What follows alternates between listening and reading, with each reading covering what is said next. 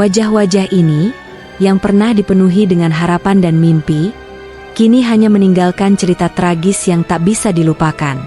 Mereka adalah wanita-wanita biasa, mungkin seperti kita, yang percaya pada cinta, janji masa depan, dan kebahagiaan yang pernah dijanjikan. Tapi di balik janji-janji manis itu, ada sosok yang menyimpan niat jahat. Mohan Kumar, seorang pria yang dari luar mungkin terlihat seperti orang biasa, sebenarnya adalah dalang di balik serangkaian pembunuhan keji. Dengan dalih pernikahan dan cinta, ia menjebak para korbannya. Racun sianida menjadi senjatanya, merenggut nyawa mereka dengan cara yang tak terduga.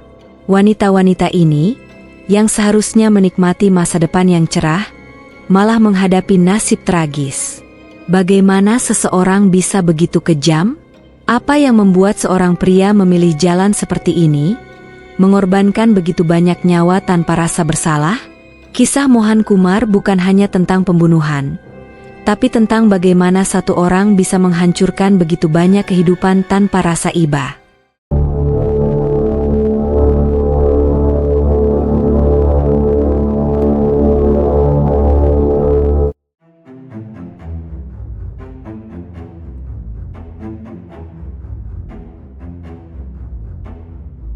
Mohan Kumar, yang kemudian dikenal sebagai salah satu pembunuh berantai paling kejam di India, lahir di sebuah keluarga dari kasta Dalit yang rendah. Lahir dan tumbuh di distrik Mangalore, negara bagian Karnataka, ia berasal dari sebuah komunitas yang terpinggirkan secara sosial. Kehidupan awal Mohan ditandai oleh ketidakadilan dan diskriminasi yang menjadi bagian tak terhindarkan bagi banyak orang dari kasta Dalit di India. Sebagai seorang Dalit, Mohan tumbuh di tengah-tengah stigma dan marginalisasi, yang bukan hanya berdampak pada cara orang lain memandangnya tetapi juga memengaruhi cara ia memandang dirinya sendiri. Latar belakang inilah yang sedikit banyak berperan dalam membentuk perjalanan hidupnya. Mohan lahir sebagai anak dari seorang ayah yang bekerja sebagai buruh di perkebunan lokal, sebuah pekerjaan yang dihindari oleh kasta-kasta yang lebih tinggi. Ibunya adalah seorang ibu rumah tangga yang taat dan senantiasa mengutamakan anak-anaknya di atas segalanya. Keluarga ini, seperti kebanyakan keluarga Dalit lainnya, hidup dalam kemiskinan yang mencengkeram dan terbatas pada sedikit sumber daya ekonomi. Sejak kecil, Mohan menyaksikan bagaimana keluarganya diperlakukan dengan penuh rasa hina oleh orang-orang yang berstatus lebih tinggi. Dari usia dini, ia terpapar pada ketidakadilan sistemik, yang mungkin telah memengaruhi caranya memandang dunia. Saat Mohan berusia 13 tahun, tragedi pertama yang membekas di hidupnya terjadi. Ayahnya meninggal secara mendadak karena penyakit yang tidak terdiagnosis dengan benar akibat kurangnya akses ke layanan kesehatan yang layak. Kematian ayahnya tidak hanya meninggalkan kehampaan emosional, tetapi juga memberikan pukulan besar bagi stabilitas ekonomi keluarga.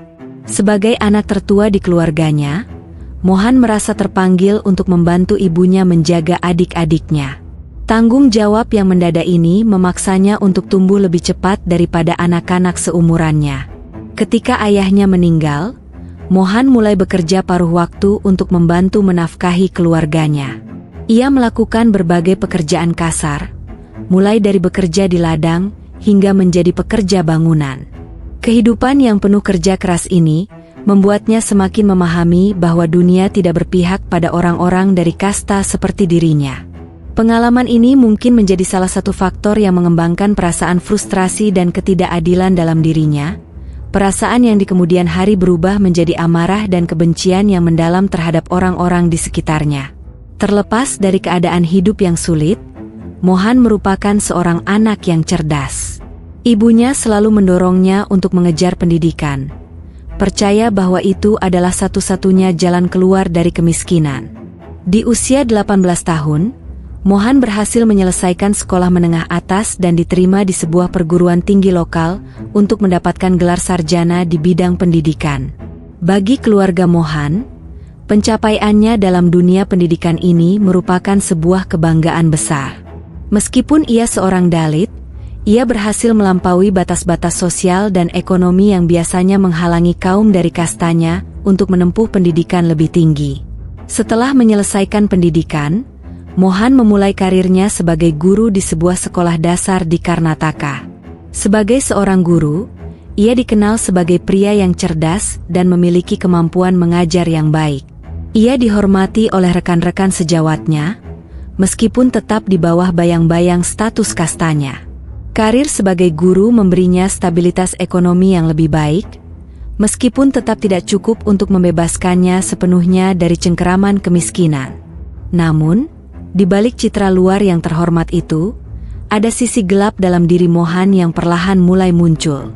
Pada saat inilah ia mulai hidup dalam dua dunia yang bertolak belakang.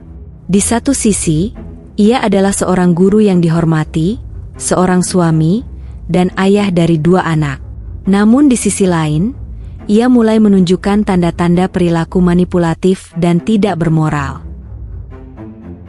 Mohan menikah dengan seorang wanita dari desanya, sebuah pernikahan yang diatur oleh keluarganya.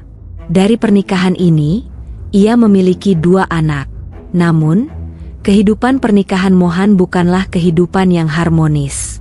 Terlepas dari posisinya sebagai guru, ia merasa frustrasi dengan tekanan finansial yang terus menghimpitnya, terutama dengan semakin besarnya kebutuhan keluarga. Rasa tidak puas dengan kehidupannya sendiri mulai menumbuhkan kebencian dalam dirinya. Pada suatu titik dalam kehidupannya, Mohan mulai berselingkuh. Ia menjalin hubungan dengan beberapa wanita tanpa sepengetahuan istrinya, bahkan sampai menikah untuk kedua kalinya tanpa bercerai dari istri pertama. Hubungan ini dijalani dengan cara yang sangat rahasia, dan Mohan berhasil menipu keluarganya untuk waktu yang cukup lama.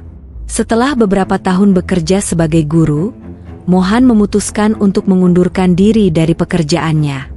Keputusan ini dilatar belakangi oleh perasaan frustrasi yang semakin besar, terutama karena gaji yang tidak seberapa. Dengan pendidikan yang ia miliki, Mohan merasa seharusnya bisa meraih lebih banyak. Pengunduran dirinya dari dunia pendidikan menandai titik balik besar dalam hidupnya. Untuk bertahan hidup, Mohan mulai terlibat dalam berbagai tindakan kriminal kecil-kecilan. Awalnya, ia hanya melakukan penipuan kecil untuk mendapatkan uang tambahan. Namun, semakin lama, tindakan kriminalnya mulai semakin serius dan berbahaya. Ia terlibat dalam skema-skema penipuan yang lebih besar, yang membuatnya mulai merasakan kenikmatan atas kekuasaan yang bisa ia miliki terhadap orang lain.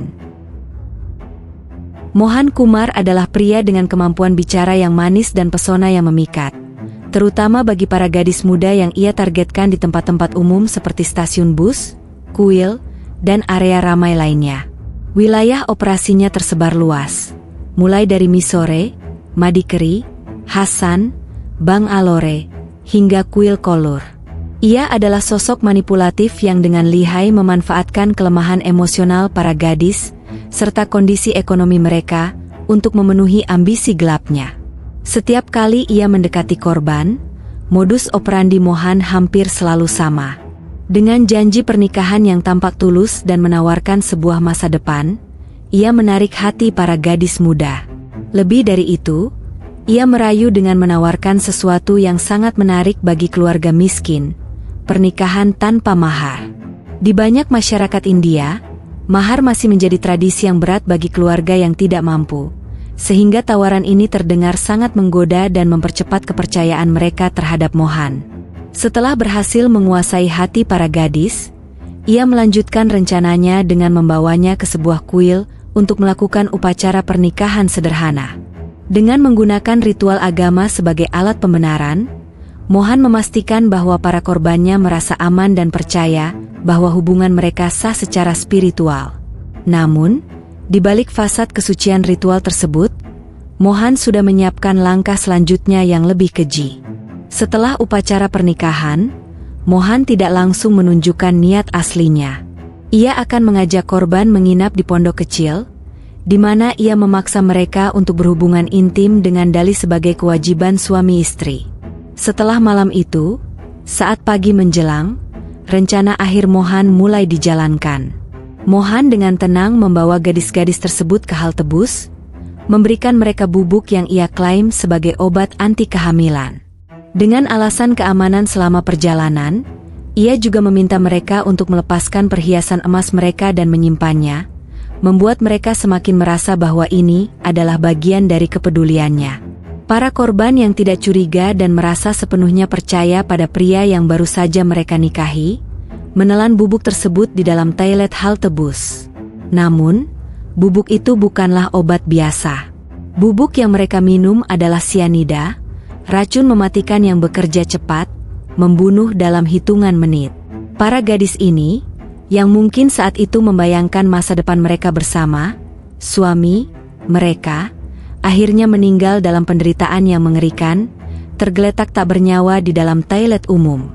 Sementara itu, Mohan yang sudah merencanakan semua ini dengan hati-hati, dengan dingin meninggalkan tempat kejadian. Ia mengambil perhiasan emas dan uang yang mereka bawa, seolah tidak pernah terjadi apapun. Penangkapan Mohan Kumar, yang dikenal sebagai Cianide Mohan, bukanlah hasil dari satu penyelidikan sederhana. Polisi butuh waktu bertahun-tahun untuk menyadari bahwa serangkaian kematian perempuan muda di berbagai daerah di Karnataka, India, bukanlah kecelakaan tragis, melainkan hasil dari skema pembunuhan berantai yang sangat terencana. Selama bertahun-tahun, kematian perempuan yang ditemukan tak bernyawa di toilet umum, biasanya di halte bus, diabaikan sebagai kematian tidak wajar atau bunuh diri. Tubuh mereka ditemukan tanpa tanda-tanda kekerasan fisik yang jelas, dan investigasi pada awalnya tidak menemukan keterkaitan antara satu kasus dengan yang lain. Namun, titik balik penyelidikan terjadi saat polisi mulai melihat pola yang aneh. Semua korban adalah perempuan muda yang baru menikah, mereka semua meninggal di toilet umum, dan perhiasan serta uang tunai mereka hilang. Selain itu, ada indikasi bahwa semua korban meminum sesuatu sesaat sebelum kematian mereka. Kasus ini akhirnya mendapat perhatian lebih ketika seorang perempuan bernama Anitha ditemukan tewas di toilet umum di Mysore. Berbeda dari beberapa korban sebelumnya, pihak keluarga Anitha curiga bahwa ada sesuatu yang aneh terkait kematiannya. Mereka melaporkan bahwa Anitha membawa telepon genggam, namun telepon tersebut hilang. Ini menjadi titik awal pengungkapan jaring-jaring kejahatan Mohan Kumar. Polisi memutuskan untuk melacak penggunaan ponsel Anitha setelah kematiannya. Berkat teknologi pelacakan yang lebih canggih, polisi berhasil menemukan bahwa telepon Anitha digunakan beberapa kali setelah kematiannya oleh seseorang yang tidak dikenal. Dari sinilah benang merah kasus Mohan mulai terurai. Polisi melacak penggunaan ponsel itu ke seorang pria yang akhirnya diketahui sebagai Mohan Kumar. Investigasi lebih mendalam mengungkapkan bahwa Mohan telah menikahi Anitha secara ritual di sebuah kuil, dan pola serupa ditemukan dalam beberapa kematian lainnya. Setiap perempuan yang menjadi korbannya diajak menikah, diberi bubuk yang diklaim sebagai obat kontrasepsi, dan akhirnya meninggal setelah meminum bubuk tersebut. Kini, polisi menyadari bahwa kematian-kematian ini bukanlah peristiwa yang terisolasi, melainkan bagian dari pembunuhan berantai yang melibatkan seorang pelaku dengan metode pembunuhan yang sangat spesifik. Setelah mengetahui identitas pelaku, polisi memulai operasi untuk menangkap Mohan Kumar. Pada Oktober 2009, setelah penyelidikan intensif dan pengawasan yang ketat, polisi akhirnya berhasil melacak Mohan ke rumah istri ketiganya di Mangalore. Pada hari penangkapan, polisi menyergap Mohan saat ia sedang berada di dalam rumah. Tak ada perlawanan berarti dari Mohan ketika ia dibawa oleh aparat keamanan. Penangkapan ini mengejutkan banyak pihak, terutama masyarakat sekitar dan keluarga korban. Warga setempat tidak pernah menduga bahwa pria yang dikenal ramah dan cerdas seperti Mohan bisa terlibat dalam tindakan kriminal yang begitu keji. Keluarga-keluarga yang putri mereka menjadi korban merasa hancur, mengetahui bahwa kepercayaan mereka telah dikhianati oleh seorang pria yang mereka pikir akan memberikan masa depan yang baik untuk anak-anak mereka. Kabar bahwa Mohan Kumar adalah pelaku pembunuhan berantai mengguncang masyarakat India, terutama di wilayah-wilayah di mana ia beroperasi. Keluarga korban merasa tak terkatakan pilunya ketika mengetahui bahwa putri mereka tewas di tangan seorang pria yang menggunakan janji pernikahan sebagai alat untuk membunuh. Banyak keluarga korban sebelumnya tidak mengetahui bagaimana dan mengapa putri mereka tewas secara misterius di toilet umum. Sekarang, dengan pengungkapan kejahatan ini, semua menjadi jelas dan semakin menyakitkan. Masyarakat pun merasa marah dan takut. Mereka tidak percaya bahwa seorang pria yang tampaknya biasa dapat menjadi monster dengan tindakan pembunuhan berantai yang begitu terencana. Berita tentang Cianide Mohan menyebar cepat, dan banyak yang meminta keadilan untuk para korban. Setelah penangkapannya, Mohan Kumar akhirnya mengaku telah membunuh 18 perempuan. Ia dengan tenang dan tanpa emosi menceritakan rincian dari setiap kejahatannya, bagaimana ia memanipulasi para korban, dan bagaimana ia menjalankan rencananya dengan sangat hati-hati. Mohan dengan belak-belakan mengakui bahwa ia menggunakan sianida sebagai alat pembunuhan karena sifatnya yang cepat dan efektif. Setelah beberapa minggu persidangan, pengadilan akhirnya mencapai keputusan. Pada bulan Mei 2010, Mohan Kumar dinyatakan bersalah atas semua tuduhan, termasuk 18 tuduhan pembunuhan berencana. Majelis hakim menjatuhkan hukuman mati, yang merupakan vonis terberat dalam sistem hukum India.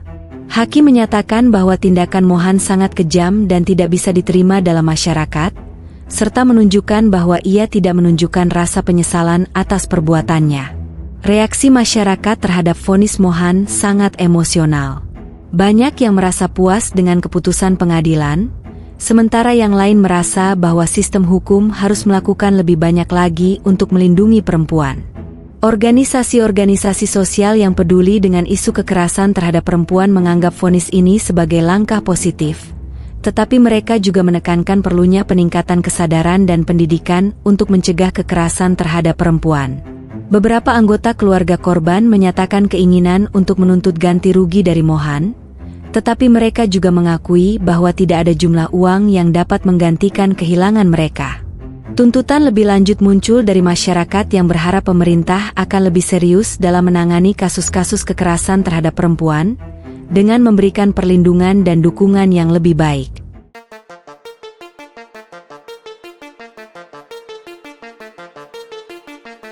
Kisah Mohan Kumar adalah sebuah peringatan tragis tentang kekejaman dan manipulasi yang bisa terjadi di dalam masyarakat. Dari awal kehidupannya yang tampak normal, hingga transformasinya menjadi seorang pembunuh berantai, perjalanan Mohan menunjukkan betapa mudahnya seseorang bisa terjerumus ke dalam kegelapan. Menggunakan pesona dan kecerdasannya, ia menjerat perempuan-perempuan muda dengan janji manis, hanya untuk mengakhiri hidup mereka dengan cara yang sangat brutal.